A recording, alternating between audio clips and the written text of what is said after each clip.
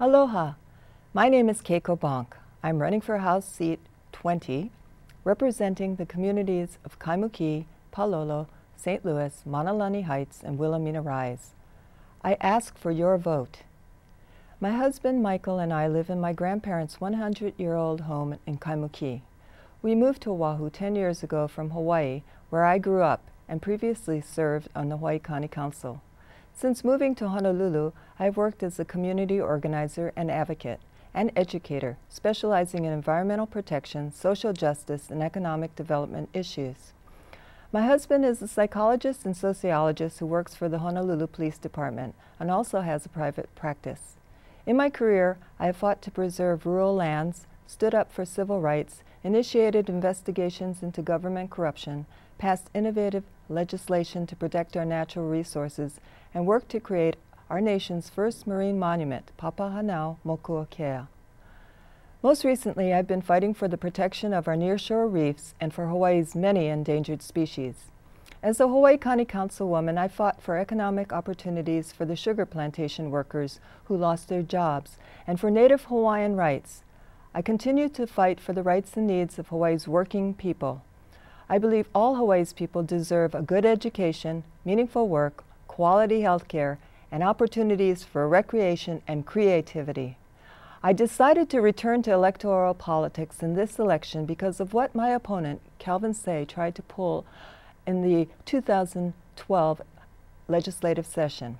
Representative Say and a few other legislators tried to dismantle most of the protections of our natural and cultural resources, which our people fought for generations to put into place.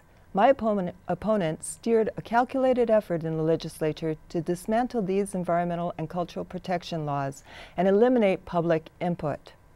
The proposed exemption bills would have taken Hawaii backwards 50 years to a time when unregulated development created rapid urban sprawl and enriched a handful of people at the expense of everyone else, and set in motion most of the current economic and social and environmental problems. Mr. Say and his supporters in the legislature also tried to kill the Sunshine Law, one of the few laws in place limiting government corruption.